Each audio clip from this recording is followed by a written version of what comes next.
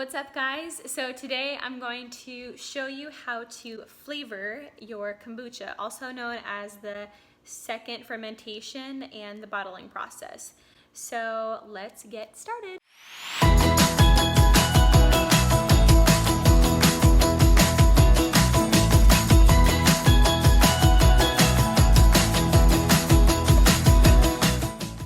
The first thing we're gonna do is wash our hands.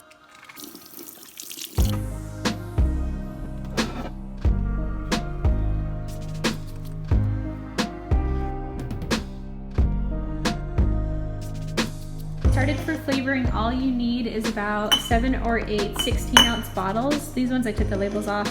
These ones are just old kombucha bottles that I didn't take the labels off, but they're still perfectly fine to use. And then you need to pick what kind of fruit you want. I like to use raspberries. So here we have my kombucha. It's been brewing for the past week or 8 days or so. SCOBY has gotten pretty big around it. Really, you can use any kind of fruit. I wouldn't recommend blueberries though, because they don't really work that well, but you can use raspberries, strawberries, pineapple. You can even do lemon and ginger. That's always a fun one to do. I like to do fresh fruit personally, but I have done frozen fruit and it works just as well. Okay, so really quick, this is my SCOBY hotel. It's called a hotel, but it's just a jar container that you put your extra SCOBYs in with starter tea. So most of the time when you make kombucha, your SCOBY will duplicate. You can see mine's gotten pretty big in here, and there's gonna be more than one in here. So I'll just take that and put it in here with some starter tea. If at any point you want to stop making kombucha or you want to start making kombucha, you have a container where your SCOBYs can live even when it's not fermenting your sweet tea.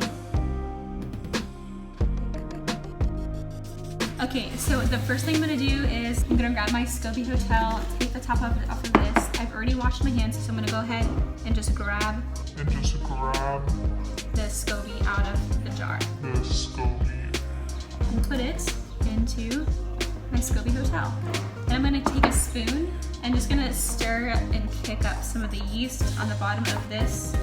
You can see it's fizzing out the top. That means that the fermentation is right where I want it to be. You're gonna wanna put 2 cups of your brewed batch into your vessel that is holding your SCOBYs. You wanna have about 2 cups of starter tea per SCOBY to be able to start your next batch of kombucha. So that's very important that you do, and something that I do just at the beginning. So this is what it looks like. Set this to the side. So now I'll get an empty pitcher. This is just what I do because it helps me to be able to not make a mess everywhere. So you'll just put the rest of your kombucha into this pitcher. This just makes it easier for when you're pouring it into your separate vessels, so you don't get it everywhere. Since I'm going to use raspberries for flavoring, I'm just going to throw them into the blender. I'll put the lid on it and I'll just pulse it. Perfect. Okay, so now we're gonna take a little bit of your raspberry and just put it into your bottles. I like to use a funnel because it helps me to not make so much of a mess.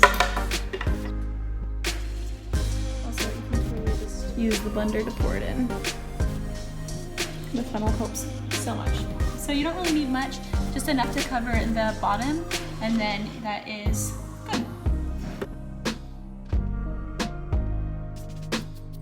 Just take your pitcher of your first fermentation, and then you're just gonna pour it into the bottle until it fills all the way up to the top. And you don't wanna leave too much space at the top. The less space you leave, the better it will carbonate. Personally, I like it carbonated.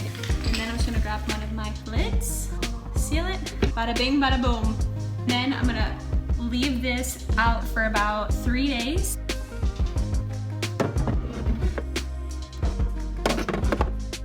Then I'll put it directly in the fridge from the shelf on the 3rd night, and then that way in the morning I have a nice cold carbonated flavored kombucha.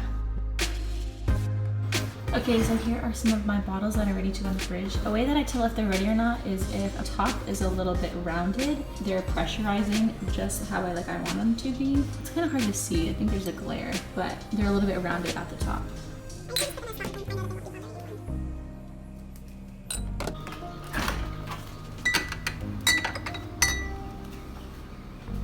Look how great these look. So usually there will be a little bit of stuff at the top and a little SCOBY will foam at the top. You can just take it out. I would highly recommend not opening your bottles before you put them in the fridge. There's really no reason you should do that because they're going to explode everywhere. When I was first learning, I exploded like 8 bottles. I like untwisted it just the tiniest bit and it went all over my kitchen and it was a mess. I mean, it literally went to the ceiling and like all over. Another quick tip is if you want to impress people with your kombucha and you want to pick a flavor that's going to be like a guaranteed win, pick raspberries. Like it always just works and it always tastes good. All right guys, that has been my tutorial on how to make and flavor your kombucha. If you like it, go ahead and click like. Feel free to subscribe and share this with a friend that's also wondering how to make kombucha. That's all for today. See you guys.